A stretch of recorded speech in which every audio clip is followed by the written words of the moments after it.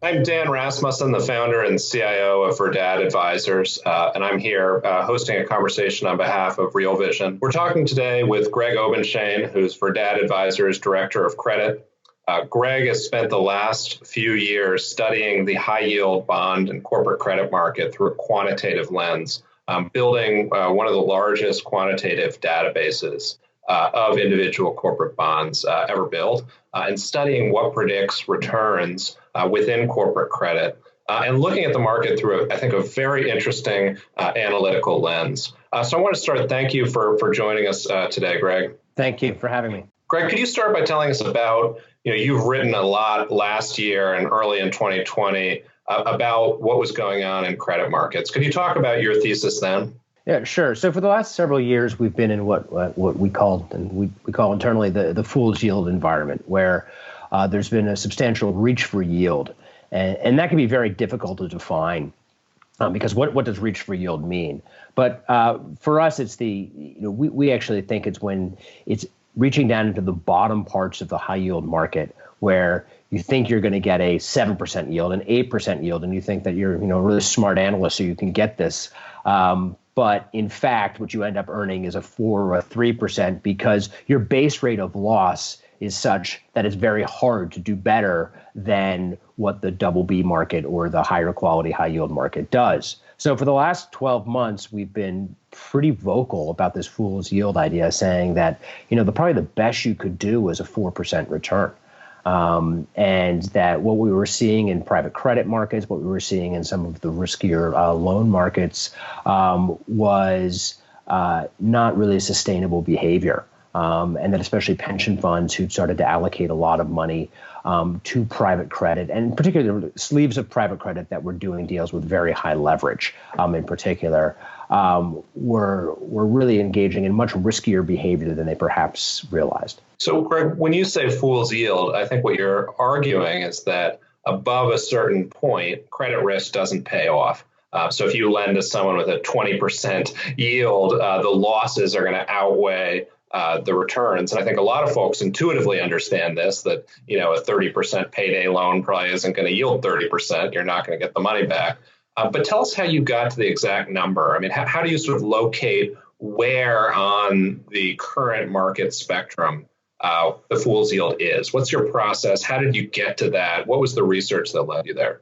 One of the hardest things to do in credit is to look at a bond by bond level analysis of what's happened in the past, right? To go back and really dig into data. We have index data, that's what everybody has, but really that's a very crude cut of what's going on. So what I spent many years building was a bond by bond database, basically, where we could go back and say what happened when we bought bonds that traded like they were in the lower half of high yield, right? That traded with yields that suggested they had risk. Did they actually return their yield, or did they return less? And when we stacked all those up, what we saw was that bonds that were trading as if they were riskier actually had lower returns. So they didn't realize their yields, whereas bonds that traded as if they were higher quality in sort of the higher part of the high yield market actually did make their returns and actually a little bit more. What's surprising, and I think would be surprising to most people, is that last year when we could sort of figure out the dividing point of how far you needed to step down the implied credit rating spectrum, where you started to take more losses and you got in gains from taking on more yield, really happened much sooner than most people think. It happened sort of that double B to single B split. And for those of you not familiar with the high yield market, you have really three parts of it: the double B part, which is the highest quality; the single B part, which is the middle; and then the triple C part, which is the lower part. And that fool's yield dividing line really happened sort of between double B and single B over history. That meant that last year, 4% yield was probably the best you were going to do. And I think that is surprising for especially people who are trying to get out and find a 7 and believe they can find a 7 or 8. It's actually much, much harder, or was much, much harder than you'd think. So fundamental analysts, I think, and Greg, you began your career as a fundamental analyst, often think of the way to approach high yield as going to find a high yielding security and then underwrite it to make sure that it'll actually return that yield. But what you're arguing is that the base rates of return are actually better at lower yields because those bonds tend to get upgraded then to earn their yields. Whereas the lower yielding stuff, no matter how good you do your due diligence, something surprising inevitably happens that was in some ways priced into that risky security, and you don't earn your yield. And I think that's a very fitting segue into what we've seen so far this year, which is a big surprise. I think nobody anticipated exactly what was going to happen, that we'd have a global pandemic, that we'd be working from home. Everyone will be working from home, and what would have happened to credit market would have happened. I think everyone was fairly bullish in January. In fact, there were a lot of analysts putting out reports that were saying that the biggest opportunity in corporate credit was in the CCC space because that had lagged the market in 19. So, Greg, tell us what's happened over the past 3 months in credit markets and where we are today. Yeah, and it's not even 3 months; it's really 2 months. It's been quite rapid. This has been one of the most rapid sell-offs, I think, in credit markets as well as equity markets, as everybody knows. We've really gone from what were on the high yield market a 5.5% yield to a 9% yield on high yield in the course of just over a month. And the high yield spread now is at a level last seen in 2009. And in fact, when you look at historical episodes when we've passed through the spread level where we are right now, or the yield level is the easier way to think about it on the high yield market, the dates are going to be familiar. It was September 2001 and it was September 2008. So it was 9/11 and Lehman. And when you go and you look at those periods of time, you are at the beginning of, you actually realize a whole lot of the sell-off in the equity market, and you'd actually realize most of the sell-off in the high yield market by that point. So we're really at recession levels right now in high yield, and there's a whole lot priced in that was not priced in before. So where do you think, you were rather bearish, saying that the best people could earn was 4% a few months ago. I think very vocal about criticizing the private credit markets. Where are you now on the bearish to bullish spectrum on high yield, Greg? I have to say that I've gone from being bearish to I'm feeling you have to flip to bullish now. The numbers are what they are. We are at high spread levels. You are locking in returns on companies that you've heard of. These are large names in high quality, high yield that are yielding 5%, 6%, 7%. Some of the names are like Levi Strauss, NRG Energy, Netflix, Charter Communications, Match Group. These aren't small names that are giving you 5%, 6%, 7% yields, where yes, their numbers are going to be terrible. Yes, we know that the environment has dramatically changed. No, we have no idea what's going to happen. But I think if you are a pension fund who is out taking a lot of risk trying to find the 7 or 8% or 6, 7 or 8% return you needed, this is a gift. You don't get this opportunity very much. One of the things that we've spent some time doing is going back and looking at those past crisis periods and saying, okay, when you've had a spread widening and an equity sell-off like we've had now, not just in the history in the period of time where we have really good history, but going back also a little earlier to 87 and the recession in 1990, and saying, if you had to make a choice about what to buy and you dove right in, what would be the best thing to buy? And the answer isn't equities, because it usually takes equities, and you can speak to this, and I'd love to have you talk to about what you're seeing in equity, but it usually takes 2 to 3 months for the pain to play through in the equity markets. You usually have more downside from the initial spread widening or equity sell-off. The same is not true for high yield. With the exception of 2008, which was a financial crisis, you, within a month to 6 months, were already into positive returns, and almost always into positive returns after 12 months. And those returns were substantial, substantially more than just what the yield said you would earn, because you had spread compression, not even all the way back to where it used to be, but you just had improvement in the underlying spread environment. So we look at the environment now, and high yield has sold off just as rapidly as equities, except these are contractual assets. They have a maturity date. They have a coupon. A lot of the uncertainty is inherent in equity.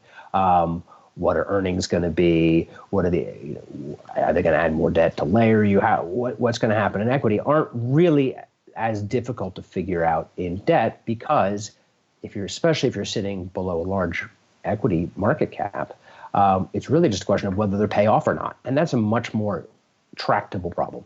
And what have you seen in terms of the last few recessions, Greg, about the base rates? About, let's say you bought triple Bs, double Bs, single Bs, and triple Cs, right before the recession and held them through. What percent of these things are going bankrupt and what percent are paying off? Where do you earn your yield and where do you get crushed in credit? In a crisis like now, your obviously default rates go up over the next 5 years. So single Bs are going to default at something like a 30% cumulative default rate.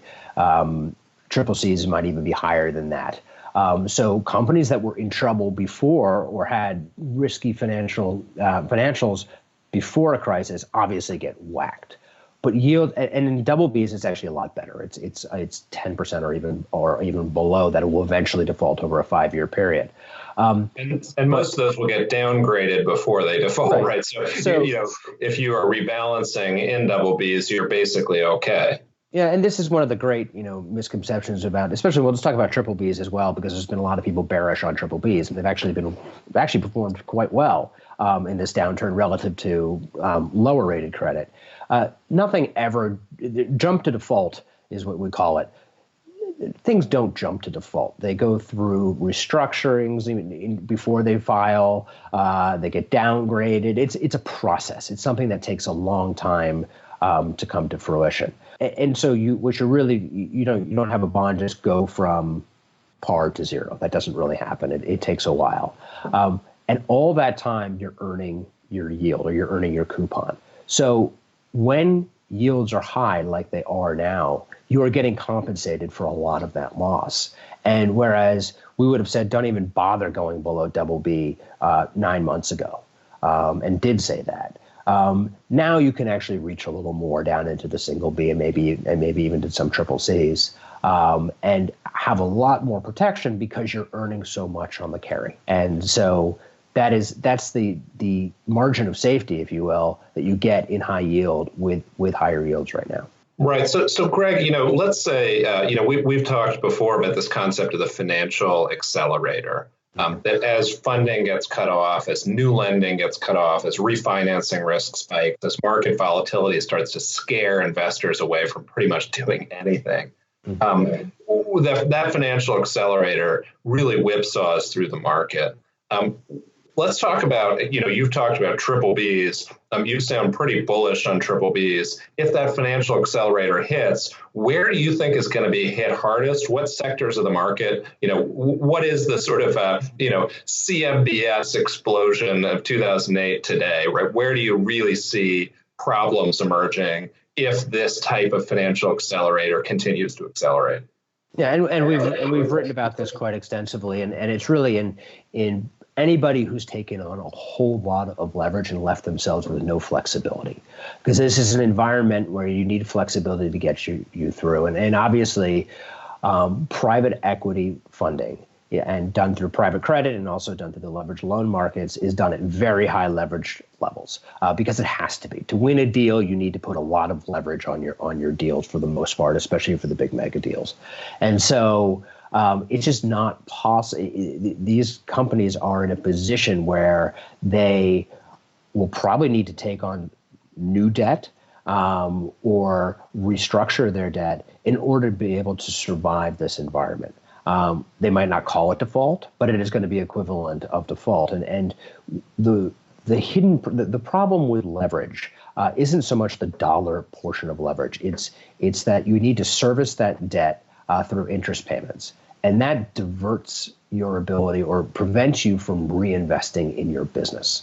And so one of the I think surprising things about companies that are reasonably levered in the higher part of high yield is they have enterprise value to debt coverages of anywhere from 2 to 4 and some are ridiculously higher times. And so it doesn't seem like there's a whole lot. They could easily add more debt. But a lot of these businesses actually reinvest in their business. And that's not something you can do if you put a whole bunch of debt on your balance sheet. You've taken away all your flexibility. There's those companies that have preemptively eliminated their flexibility before a crisis that are going to be in a lot of trouble. So, I think you and I share a similar bearishness on what had been going on in private equity, right? Where deal multiples have been going up and up. Those deal multiples were funded by very cheap debt coming from the private credit market. And I think, as recently as a few months ago, we were seeing deals that on a GAAP basis were probably done at about 16, 15 times EBITDA on average, with 7 or 8 turns of net debt to EBITDA. Greg, from your analysis of individual credits, what's that debt to EBITDA level where you get really worried and say, gee, any sort of recession or market volatility is going to wipe that company out or put it in a pretty difficult position? And what % of private equity and private credit would you say today is, above that threshold? And so we're talking debt to EBITDA here, which is actually interesting because it's actually not the greatest metric to use, right? Free cash flow metrics and other metrics work better. But we'll talk debt to EBITDA because I think it's a good shorthand for how people think about it. And so debt to EBITDA, traditionally a really good, say, a safe loan would be at 3 times. Something that was stretched would be at 5 times. Almost all private equity deals now are done well above 5 times. And when you do unadjusted EBITDA, so without all the gimmicks, you're looking at deals that are 6, 7, 8 times levered in some cases. The truth is, in an environment like this where you have a really substantial hit to cash flow for a lot of businesses, even 4 or 5 times is going to be difficult. That's still a lot of leverage. And it's going to cause a lot of pain. And equity holders in the public markets would never fund that kind of business. Those are exactly the kinds of businesses in the public equity markets right now that are getting absolutely hammered. If you're a public equity analyst, one of your first questions right now is how much debt does it have? Well, if you did that for private equity companies, and actually saw what would happen to their equities if they were traded in the public markets today, it would be brutal. It would be absolutely brutal because there's nobody wants companies that have leverage that could bankrupt them. Right. And so we're looking at a market. I think it's really interesting. I think there's a lot of contrarian ideas packed in here. I think one is a relative optimism about triple B and double B credit right now. I think what I'm hearing from you is that, historically buying that type of credit, owning it through the cycle, you've gotten paid. In fact, it seems like what you're saying is you've actually, in some cases, earned more than their yield.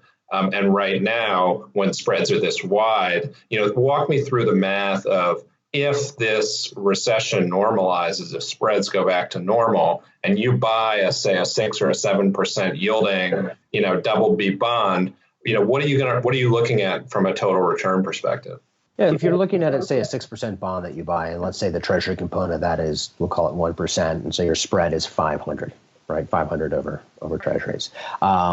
Historically, double Bs have really traded in the 250 range, call it, right? So you have 150 basis points of tightening potential over 2 years. Let's call it 75 basis points a year from spread tightening. Is that 250? 500. Yeah, so there's 125 of spread tightening per each year. Each year, yeah. And let's say the average duration in the high yield market is sort of 4 or 5. That's just a measure of sensitivity to change. We'll call it sensitivity to change in yield, right? So that's a 4. But in addition to your 6%, every year you're earning an extra 4%. So you're getting on average 10% returns without anything else happening potentially, and you can get much higher than that, right? So when we do the calculations, we're getting sort of we'd estimate, and this is obviously just an estimate, that you have potential to make teens returns annualized on relatively safe credit, and that seems to us to be a very, very good opportunity. But whereas if you think about equities, I think when we do the math right now, I think equities do have a lot of upside from recessions, and you can talk about this, but that opportunity doesn't usually present itself for another few months once you've had the initial sell-off. Yeah, that's right. And I think the other thing that I would note is about valuation levels.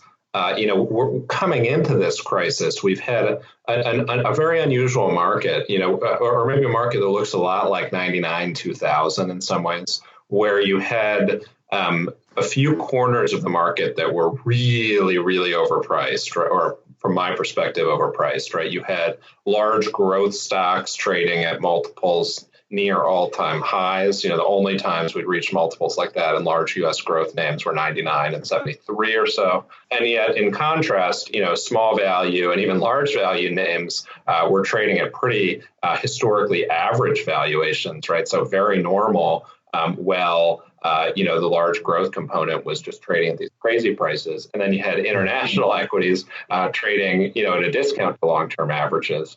So just this pockets of the market that were really overvalued. And of course, private equity, value like large growth, which is a pretty scary thing, given that those are much smaller companies with a lot more debt. But historically, I think if you look at a 2000 or 2001 scenario, I think a lot of the wisdom of the past decade has been just buy an S&P 500 index fund, and you'll be fine. Coming out of that 2000, 2001, period, Greg, if you start in September 01, should you bought the S&P 500 or should you bought corporate credit? Where would you have done better, and what sort of played out from there? And it really depends on the crisis, but the themes that sort of come out across all the crises are that the S&P 500 versus the Russell, it's actually the Russell that comes back first. It's actually smaller stocks that come back first. Not the S&P, and especially in the 2000 time frame when those valuations were so high that that was the S&P 500 that really took the brunt of it. In all cases, though, it's really the contractual obligations, the corporate credit obligations, where it's much easier for investors, and it makes sense, right? It's just much easier for investors to wrap their hands around what's going on. You've got a bond in a company, you sort of figure out what it's going to pay. Most of these investors are probably buying it for the yield, right? They're not actually playing for the upside, but because it's a sort of an obvious and easier play, it corrects much more quickly. So it's a much more understandable problem for most investors, and it's also a lower risk way to play the recovery. So I think it attracts a lot more attention faster. Early on, yeah. So, Greg, I think one of the issues, and you mentioned earlier that X energy, where's high yield X energy, which is a question we get a lot. Yeah. And I know you began your career as an energy analyst.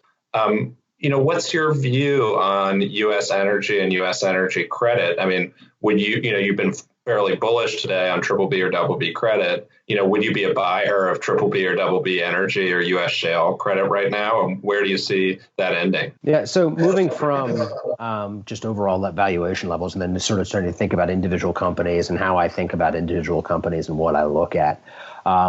One of the parts of my process is to obviously go through the actual financials of the company, and I'm, as you said, I'm a former energy analyst, so I've spent many years looking at energy financial statements, and there's just been a fundamental problem in the U.S. that is, and in the shale plays, which has been highlighted by a lot of people, that they actually just don't generate cash. So on the metrics that we look for in credit, which is free cash flow to debt, real free cash flow to debt after capex, and measures of return on assets and other return measures, energy has never scored that well. And the fundamental problem is that they consume more capital than they produce, and this was true in a much higher oil price environment. So much of the debt that is in high yield and energy is actually not towards global multinationals. It's towards these U.S. shale plays, which really haven't proven to be profitable. So there was a bigger fundamental issue that was happening within U.S. shale plays before all this happened. The fact that you've had a massive oil sell-off at the same time that you're having a bit of a credit crunch just seems like a 1-2 punch for them. But there were more fundamental problems in energy before. So I wouldn't say I look at the world and say, buy all of high yield, buy energy because it's cheap. That's certainly not the argument at all. In fact, when we go and do our research on what to buy in a crisis in debt, it's really obvious things that actually come to the top. It's buy big companies with high free cash flow to debt, with high returns on capital. Buying public companies really helps too, because there's some private companies, and actually public companies do better, obviously because they have more access to capital. But when you start to go look at what works, the energy companies really don't meet the return on investment and free cash flow metrics that are in that.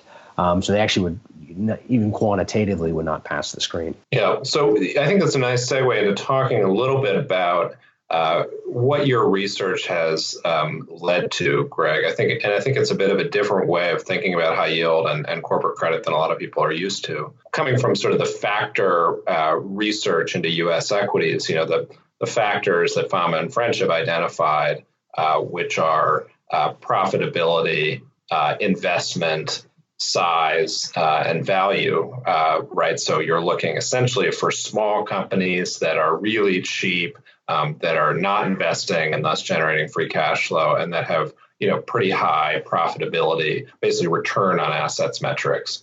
How does that compare to credit? Is what Fama and French found in stocks, does that sort of map directly onto credit? Should I go buy, the smallest, highest yielding, bond issues, or what is your research found generally? And then after that, I'd like to shift to sort of saying, hey, what's different in a crisis? But in a normal market, what have you seen to be the big factors that predict corporate credit returns? Yeah. So when you think about corporate credit, you need to understand that the easiest thing to do would just be if you put yield in as a factor, right, it's going to be highly significant, right? And you'd say, okay, I should just buy the highest yielding things. And you very quickly find out that that's a bad idea. And the reason is that the market's relatively efficient at pricing things on a relative value basis. If this bond yields 8 and this bond yields 7, most of the time there's really a good reason why there's a difference. So in some sense, you're making an argument for market efficiency, right? That no matter what the yield is, the yield should deliver the same return. Should be at that fool's yield level between double B and single B, right? It's just a flat line. Okay, you can tell me that the yield is this, but if markets are efficient, you're just not going to get anything. There's a maximum you can get in terms of a credit risk premium. And no matter what that yield is, it doesn't really matter. You're de-emphasizing yield, right? Which is a very contrarian view, I think. Yeah, and we're able to do that because the very first thing we do is say, well, hang on, before we apply all these factors, let's just figure out how the world works, right? And the observation on how the world works is, wait a minute, there's a whole portion of this market that is you could say incorrectly priced or priced because there's all sorts of reasons. You can come up with efficient market reasons why it's priced that way, but you get your highest returns in one particular segment of the market, which is that segment just below investment grade. So once you focus there, then you say, okay, what's the way you make money? Well, there's not a whole, there's differences in yield, but what really matters is, are the credits getting better, right? Because if you're getting better, you get that effect that I talked about. The pricing changes, the spread changes, and you get a move up in price. And then conversely, is the credit getting worse? Right. So if markets are efficient, the yield is going to be not the best predictor. What you want to say is, what gets upgraded, right? What credit improves in quality such that I got a repricing and the yield, even on a relative basis, different tomorrow than what it is today. So what predicts upgrades? What I think you've talked about sort of this Goldilocks area, right below triple B. That's the place with the highest percentage of upgrades. But if you're going in and looking at those, just below investment grade things that could get upgraded to investment grade, what helps you separate, what are the factors, the quantitative factors that help separate the stuff that moves up from the stuff that moves down? And this is where you start to see that it actually mimics a little bit what you see in the other markets, but not always. So for size, let's start with size because that's different, right? Bigger companies, if you have two companies that have the same yield, right, and you have one's bigger than the other, the bigger one is much more likely to get upgraded. It has more options. It's probably been around longer. To get big in the first place, you have to have some level of success. So it's almost a quality measure, right? So when you think about the universe and you say, okay, let's just look at everything that has the same yield and then start comparing them, you get some interesting observations. The other thing is, profitability does work in credit very, very well. And developing sophisticated measures to measure profitability, not just the traditional ones, and trying to really think deeply about how to measure profitability gets you very, very far in corporate credit, because companies that are profitable can reinvest in their business, they can grow organically, and they improve over time. So that's very, very important. But one of the other things we've really spent a lot of time understanding as well is not just where the agencies rate a company, but where they would rate the company if they updated their ratings very frequently, right? Which they don't intentionally. The rating agencies, by the way, this is not a criticism. Their job is to keep stable ratings over time. So they're not trying to time the market. But you can see very easily when a company is improving and when those metrics are getting better, and when the actual implied rating by the financials is much higher than what the rating agencies say. And then you can also see where the market prices it. So when you get a disconnect between any of those three, you can get a good sense of which way the bond should move on average over time. So that's really a kind of value metric, but just done different right. Credit. It's remarkable how commonsensical these rules are, right? I mean, I think you sort of think of in everyday life, would I rather lend to the guy with 100 million of assets who owns a tech business that's compounding every year, or the person with 100,000 of assets that owns a car rental, business, right? And you'd say, well, obviously the bigger guy with compounding business that's highly profitable, not the guy with the depreciating assets who doesn't have any assets to begin with. And yet you see, it seems like sometimes in the credit markets, those things are priced at the same yield. And those are two extreme examples, but intuitively, it's quite logical. I'd rather lend to the larger company, the richer person. Of course, it's more creditworthy. And then I think second, the intuition that companies, the higher return on assets or a higher return on equity, of course, like that seems very logical that those are the people you should lend money to, right? Because if they've got to earn a higher return on equity or return of capital than the rate at which you're lending to them. And I think when you talk about shale, what I'm hearing you say is, gee, I'm not convinced that the return on assets or the return on investment in shale is above the cost of debt, right? Which is a really, really scary thing. Yeah, and one way you can define high yield in the middle of high yield, actually, people they have these number ratings and these letter ratings, and it's not very helpful. One of the ways that I think about sort of single B and below credit, the middle of high yield and down to the below, is that the cost of interest on your debt is in excess of your return on assets. So you're slowly, if you were to completely debt fund your company, you wouldn't be able to do that. You're slowly liquidating. And so you see these companies that take on more and more debt with higher and higher interest rates. And you could just see that they're slowly liquidating the company, and the equity value is getting smaller and smaller and smaller. And so a useful mechanism to think about credit is you only want to invest in credit when it's very clear that the company is organically able to return at a rate that is higher than the debt they're taking on. And it sounds very obvious, but it takes quite a lot of work to get there and make that comparison. That's great. Well, let's return, I think, back to the beginning of this conversation, Greg. You've been watching the markets very closely. What's your advice to investors right now at this moment?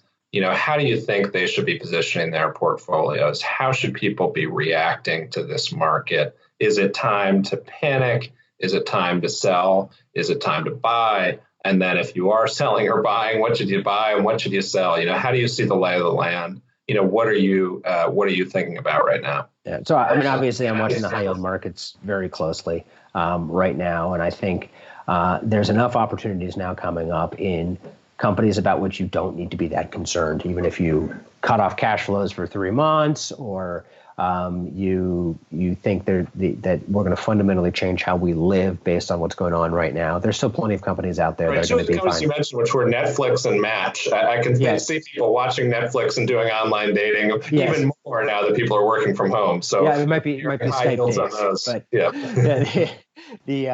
But Netflix and chill trade. So I think those are the kinds of opportunities where you're seeing decent yields, and I don't think that's a hard investment to make when it wasn't available to you 6 months ago. There was no place you could go get a really good 5 or 6% return. If I were a pension fund right now and I were thinking about this, I'd say I have a problem. I know I have these liabilities. I know what I've assumed on my returns. It's still high. I can go lock a lot of this stuff in. I mean, I think part of it is just don't wait too long, right? You're not going to have this particular opportunity. By the way, it might get a lot cheaper. In 2008, it did get cheaper. It would have gone down about another 15% from here. So there was still downside from where it had fallen to. on the high yield market. That's the broad high yield market that went down that much. So in all the other crises, though, you would have been fine. And even in 2008, within by the end of the year, you would have been flat. So I think this is an easier place to start. And for investors in this market, I think it's a very difficult market. It is absolutely. This is not me predicting this market at all. We have no idea what's going to happen. There's certainly going to be a lot of bad news coming out. I'm not saying it's fully priced. I'm not saying I have any crystal ball, but I do know that it's with debt, especially. It's a much more tractable problem. Can they pay it off? Because I think the problem that many investors are facing today is this psychological barrier, right? You've got these two contrarian things going on, right? On the one hand, you're saying, gee, everything, the sky is falling, markets are panicking. You're looking at everything, every decision that you've made over the past few years. And virtually all of them, for most people, are looking like bad decisions relative to buying, say, cash or long duration treasuries, right? That portion of your portfolio, whatever percentage that was, looking great. Everything else probably looks like a mistake right now. You're probably at the low point in your confidence in your own investment decisions as a result of that. And yet at the same time, right, you know that at any time, right, you've ever read that book by Warren Buffett, read Warren Buffett's letters or that biography of Warren Buffett, and always says, buy when there's a crisis, right? Once in a decade opportunities, right? When, be greedy when others are fearful. And you're looking around and saying, well, everyone's fearful now. I know I should buy, but I just can't do it. I can't pull the trigger. And I think what I like about your argument, Greg, is that pulling the trigger on high quality, high yield bonds just feels a lot easier right now than waiting for the equity markets with the amount of uncertainty we're feeling. And I think that's a really good way to start saying, hey, it's time to ease my way into the market. Let's start by doing something that I really couldn't do for a long time, which is build an income portfolio, right? I mean, I think that was virtually impossible for the past few years to build a reasonably attractive income portfolio. That's no longer true, right? And I think now is the time where you don't have to go into private credit and do dodgy lending to private equity funds to get a 6 or a 7 or an 8% yield. You can do it in Netflix or Match Group or other pretty high quality corporates. So I think it's a great thing for folks to be thinking about as they consider what to do with their investments and how to react to this volatile market. Now we're going to start a portion of our chat called the intersection, where I'll ask you a series of questions, which we ask all guests on Real Vision. Greg, is there one person, dead or living, that you would want to interview more than anyone? If so, who and why? I'd be Harry Truman, only because he was forced to make so many difficult decisions while he was in the White House and had so much impact, and I'd just love to talk to him about what that was like. Which decisions in particular come to mind, Greg? Well, I think especially the decisions to engage in the beginning of the Cold War with Russia and what that was like, and how what a change in geopolitiks that represented. Obviously, dropping the bomb was an incredibly difficult decision, and I've always wondered whether it would be something that he questioned or not, given what was going on at the time. What is a book or books that changed how you view the world, and how so? Sure. There's a book, actually, Non-Zero, by Robert Wright, and it's really about game theory applied to human evolution. But really, it was, I read it many years ago when I was much younger, and it was my first real exposures to positive and negative sum games. And in particular, positive and negative sum games in human interaction. And there's one anecdote in there about how to play the right way to play a repeated prisoner's dilemma game. And the answer and the winning algorithm is really to cooperate first always. And then if somebody doesn't cooperate with you at first, never cooperate with them again. And it seems simple and harsh. We're going to see in the private credit and private equity markets. It's cooperate, and then we'll see a flip. Yeah.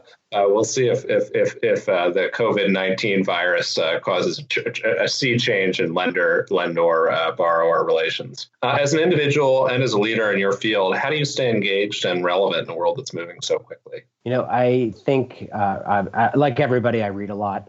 I think I'm going to potentially devalue that by saying I've gotten a tremendous amount of value from Twitter that I never expected to get. I think FinTwit has exposed me to a huge amount of thought and research that I hadn't seen before, and as a filtering mechanism for identifying stuff, it's amazing.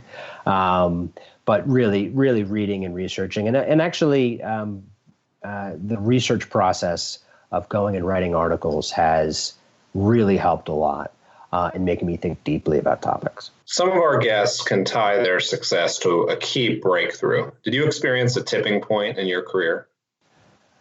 I don't know if I have anything that dramatic. I will say that several years ago, the decision to learn how to code and build databases opened up the ability to answer questions that I had for a very long time, in corporate credit specifically, but also the ability to now manipulate data very, very quickly has really changed how I approach my investing and how I'm able to solve problems. Who is a person you admire and why? I'm going to give the pat answer, my father and my mother, because they were great parents. You have a few kids of your own, Greg, so hopefully that one day they'll grow up to say the same thing about you. What view do you hold that is most controversial in your professional life? That there are diminishing returns for risk in markets. Excellent. A fitting end to our conversation. Thank you, Greg. If you're ready to go beyond the interview, make sure you visit realvision.com, where you can try Real Vision Plus for 30 days for just $1. We'll see you next time right here on Real Vision.